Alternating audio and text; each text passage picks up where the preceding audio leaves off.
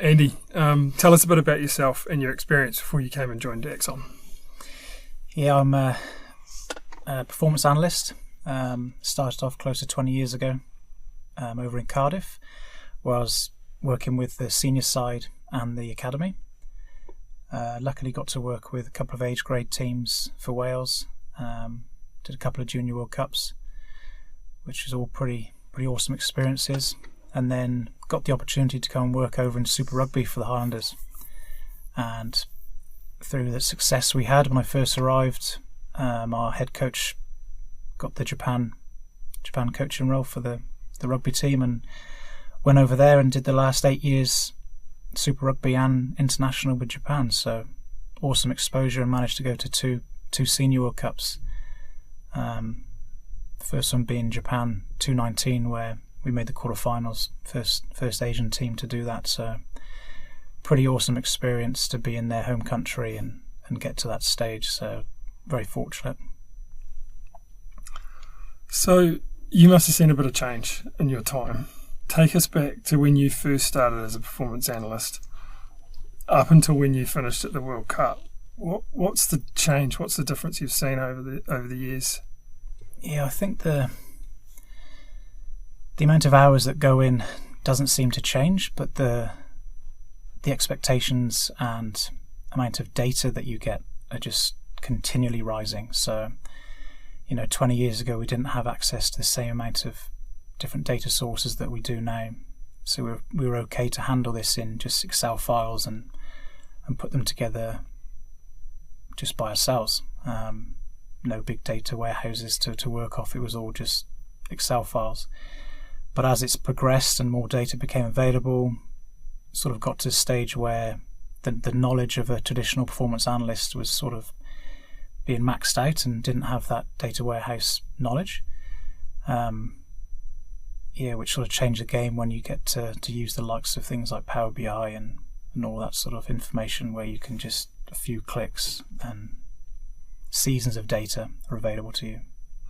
How's all that extra data and extra information changed the game?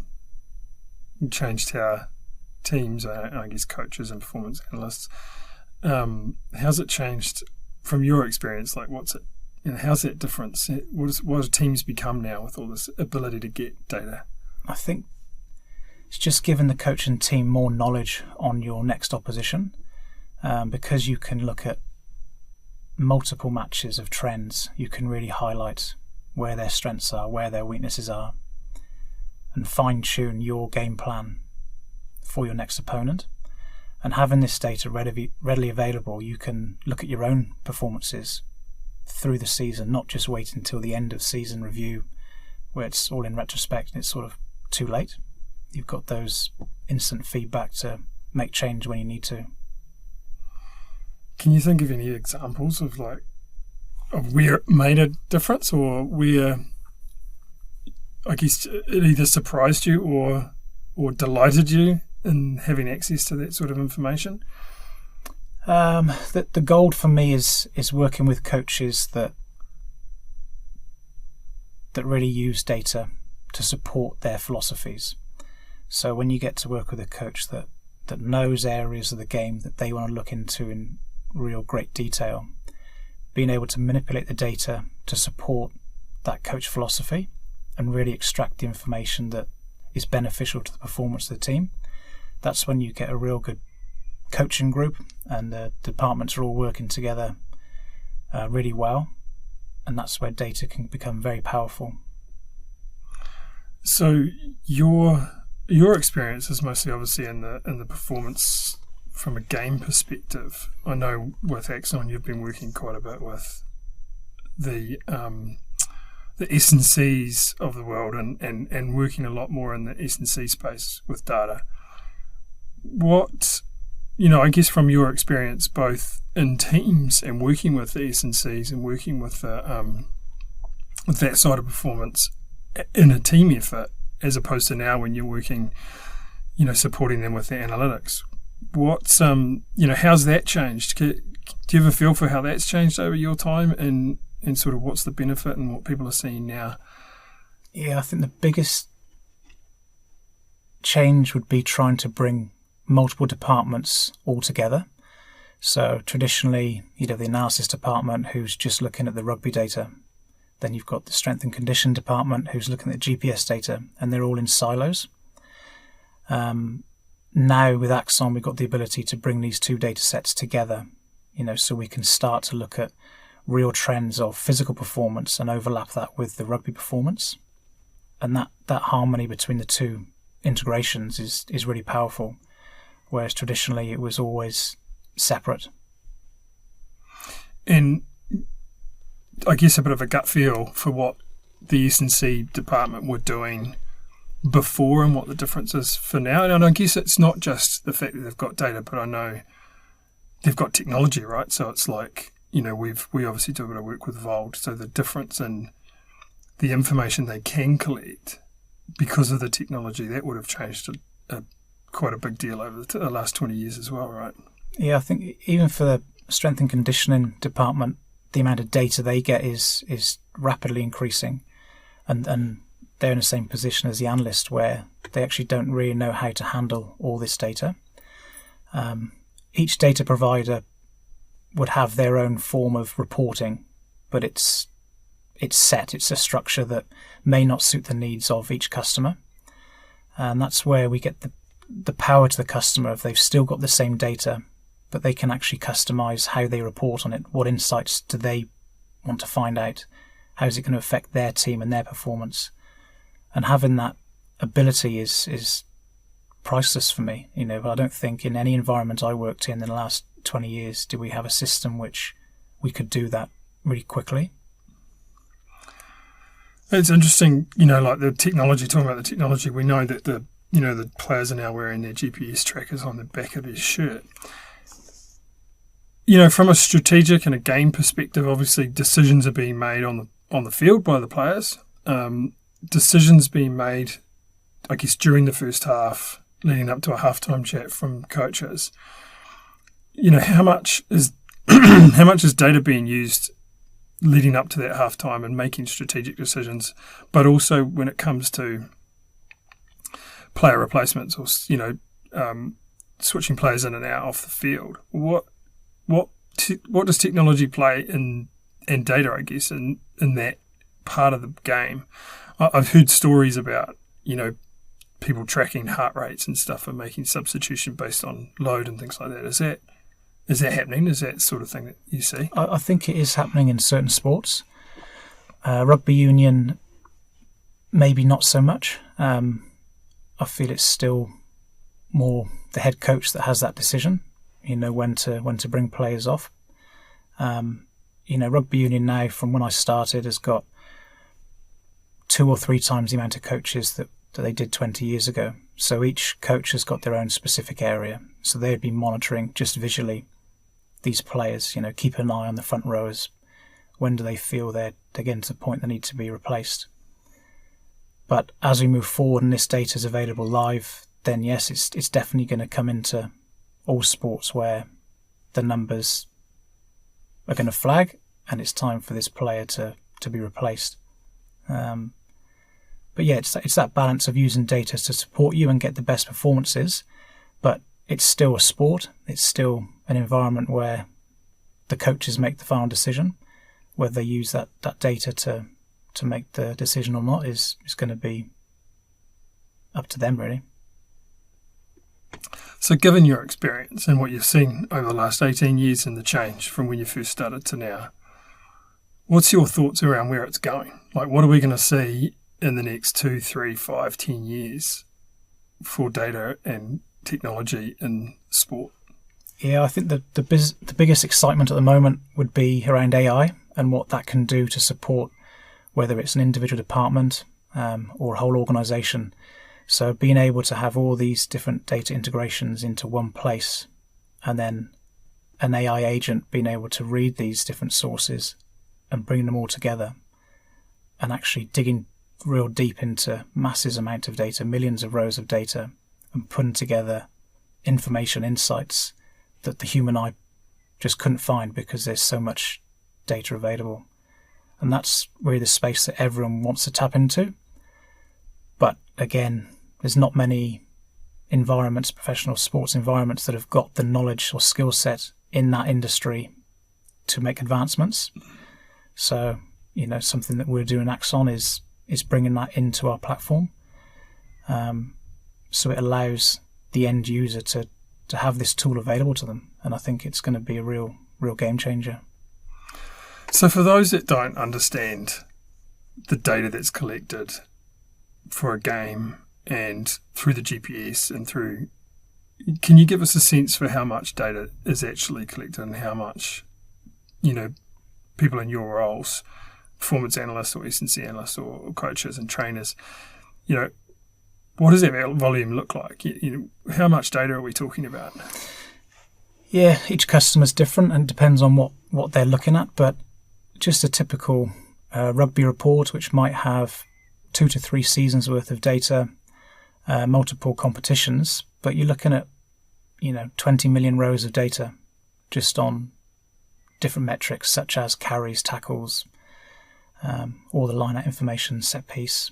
It's a lot of data, and that's just one integration. When you bring in the GPS data and you want to look at it at each second or 10 points per second, you're talking millions of rows per fixture for all of your players. So there's massive amount of data that humans just can't comprehend, whereas the AI agent is able to digest all that information on the fly and give you insights. And I know in the GPS data, it's not just lots of rows. There's lots of metrics too. So, what's the type of, or how many metrics are we talking about, and then what can actually be used from that? Yeah, I think one of the GPS providers we were looking at recently had around about 700 columns. So there's, whether it's distance covered, high speed distance, velocities, impacts. They even do sport-specific columns now as well, scrums or line-out jumping, goalkeeper information for just goalkeepers in football. So it's continually growing. It's not something that's just set and it's going to stay like that. It's going to keep getting more and more advanced. So it's interesting to see where it's going to end up, how much data these analysts and trainers are actually going to have at their disposal. And that's quite interesting. And, you talk about goalkeeper GPS data, really specific data for a use case around what goalkeeper's doing. How do you think that specificity converts into, actionable insights that teams can actually make a difference in their performance? Yeah, I think monitoring things like line-out jumps for line-out forwards, if they're wearing their GPS unit through the training week, which I'd presume the majority of them would do, then they can monitor how many line-out jumps they're actually doing per week, and how does that compare to what they need to be able to do during a game. And because all of it's load, so if you're doing far too many jumps, every jump has a potential risk when you're landing of injuries. Ankles for line-out forwards can be very fragile, so monitoring that. And it's because it's automated, it's taking away time from someone who would literally be going through video tallying up how many jumps a certain player's had during a session. So that's work that has to be done in historically, but now it's automated, so it allows that person to go and look at further insights rather than collecting more data. It's already provided through your GPS. So you talk about, these new sort of metrics that come through from GPS and get more and more specific. We've been talking quite a bit about wearables, like Whoop and Apple and Samsung, and no doubt there was the other wearable you were talking about the other day, the Skins one. There's potentially going to be different types of data coming. Do we risk having too much data? Do we risk having data overload and that can't be managed? Or is it just that actually no, because we're getting more specific, we can use the data we need for specific situations, which will make it a lot easier? Yeah, I think each customer will have their own philosophy around what data they actually want to use. And And that's one main thing for Axon, is the customer has complete flexibility in what they report on, because they can customize their reports. Lots of data, yes, but if we're looking at something like the wearables, the trainer's going to get information about the athlete which is factual, compared to questionnaires they might do in the morning. How are you feeling physically? Where you don't know what the buy-in is from the athlete. Are they just doing it to tick a box, or are they actually interested, or do they just want to move on? So you don't know how reliable that data is. But if it's wearable technology that is actual data, it allows the trainers and the performance staff to make a real clear judgment on factual data. Doesn't mean it all has to be reported to the athlete. It can just be the key metrics that they want to use in their environment. That's a really good point, though, you raise, is where does the athlete fit in all of this? Because at the moment, from some of our conversations with customers, the term the players feel like lab rats has come up. What do you think? I mean, obviously, individuals, and I know myself, individuals are getting more into collecting their own health data. Where does that? How do you think the athlete plays into this, so that all of this data that's being collected, when do they get involved in the consumption, I guess, of the information, and how do you think it can impact on how they are as an athlete? Yeah, I think from my experience, they want to know that this information that they're providing to the performance staff is actually being used. And often it is, but it's not always shown to the players, so they don't know that it's being used. So if the athlete has got the ability to monitor his own data, then that's going to be beneficial, because then he can see his metrics, he can see how he's tracking.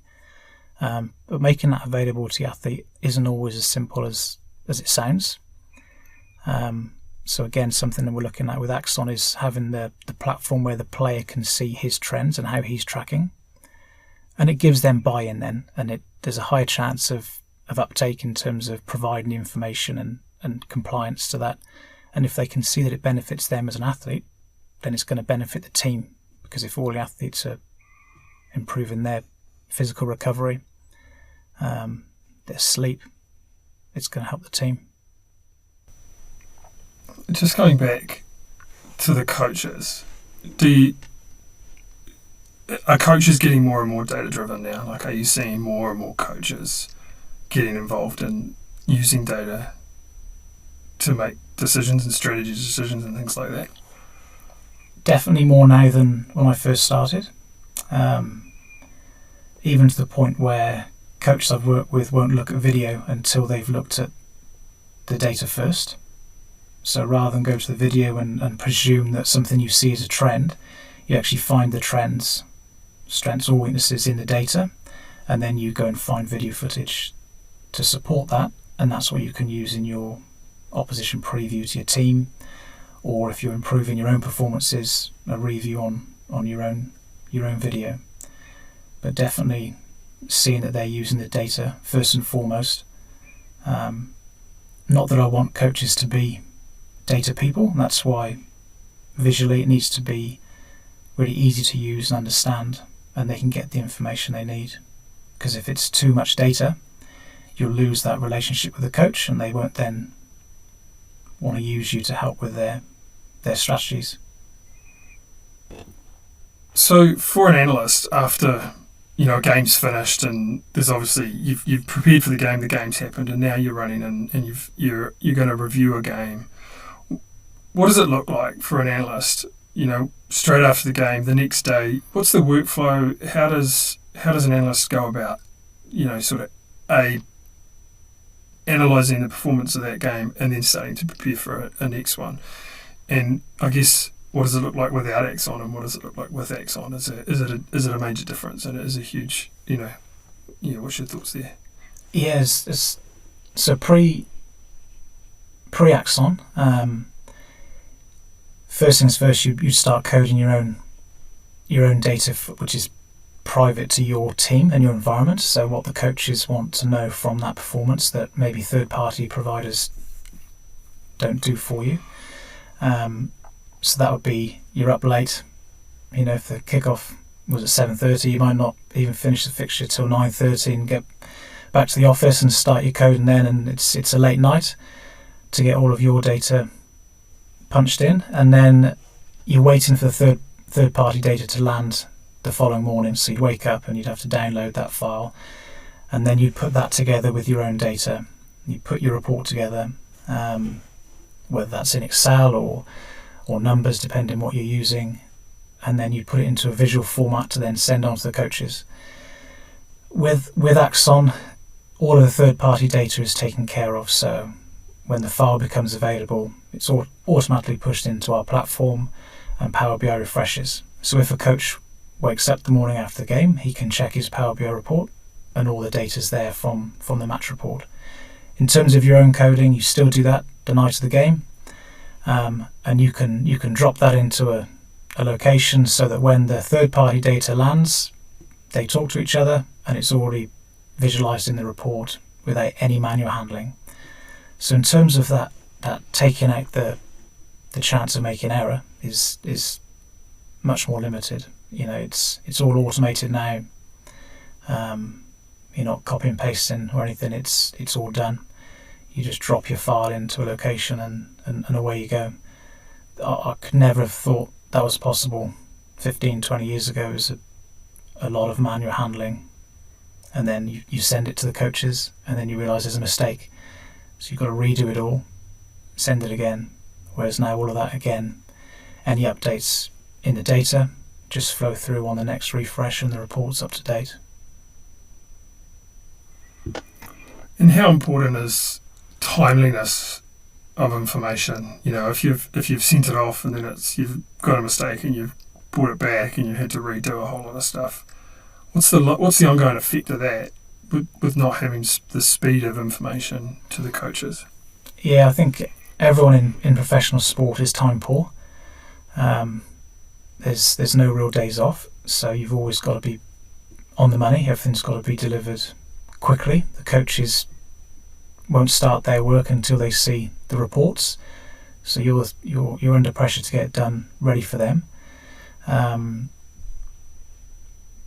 Again, if it's automated, then it's awesome for the analyst rather than doing it all manually.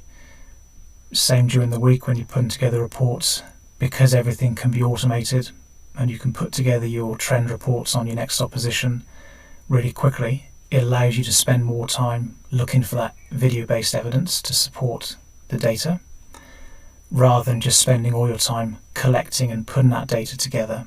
So it's, the analyst is still working just as hard, but it's a lot more efficient, and his output is far superior than what it was before, because he's now got time to do more analysis. When you say more time, like what sort of, how much time is it saving from a workflow perspective to not have to manage an Excel document and manage the data and have that automated? And then is there flow-on effects where more time gets picked up or gained down the line a bit? It's tough to say a set time. Depends on what people were doing before they had Axon. But you're talking 5 to 10 hours easy a week, especially when you look at, let's say, the GPS provider. If that person in the S&C team was doing all their extractions manually and putting together reports, all of that can be an automated process. So again, you've just saved him at least an hour and a half, 2 hours per session. And if you've got 4 or 5 sessions a week, there's your 10 hours straight away, just with somebody manhandling the data, which all of that's removed by the automated process. In terms of the analyst, each game day you're saving hours, but the crucial one is during the week when you might spend 1 or 2 days putting things together for coaches, and then you get to a coaches meeting and they say, "Oh, can you tell me this?" and you don't have that ready, so you then got to go away, spend time, redo your report based on their question. Compared to in the Axon environment, it's just a few clicks and you can find that information over the last few games or few seasons, because the data can be there. So what's the flow-on effects of that? Because you're saving the time, yes, but you're also delivering insights faster and earlier. which of course buys. It's not like you said, you're always going to consume the time that's available. So, what is the flow-on effects of having gained back, I guess, 10 hours? What can that be applied to, and what's the benefit of that for the team? Yeah, I think it's just more, like I was saying, it's more time that you can actually go and look through video if you want to find better examples of what the data's shown you, so that your previews and your reviews to the team are more effective. Everyone's trying to cut down how much video they show to players because the attention span seems to be getting shorter and shorter nowadays. So if you know your one clip actually supports 20 others that you've got because you know the data's saying that, then you're confident that one clip is fact. You know, it's a high chance it could happen again. So that gives the coaches confidence that the data is really usable, and the video then is what you want to show to the team. So you kind of mentioned, obviously what's changed, and we talked about what's changed, and that you're working with analysts and stuff now. What would your, I guess, advice be, or what would you say to those starting out as a performance analyst now, or early in their career from a performance analyst perspective? What advice would you give them, and where should they be focusing their energy? Yeah, I think I started off, as most do, through an internship or some form of voluntary work, because it's very difficult to get this experience in a classroom. As an analyst specifically, it's a very different role in terms of you're the data guy, but you're also the guy that's got to turn that data so it's understandable by coaches and players. So you've got to be able to make it visually nice and simple for them to understand. So getting that hands-on experience of seeing that relationship between the coach and the analyst is crucial, and building that relationship. Like I said earlier, having coaches that like to use data, I found that's when you really progress as an analyst, because you keep digging into questions that they're asking because you're sort of tapping into their rugby brain. I think the difference now would be get some upskilling done in terms of an analytics tool like Power BI, because wherever you go, you're going to have access to large amounts of data, and knowing how to handle that and just using Power BI is going to benefit you whichever environment you're in. Any sport has always got access to huge amounts of data. So cool. Is there anything that I should ask you that I haven't asked you yet?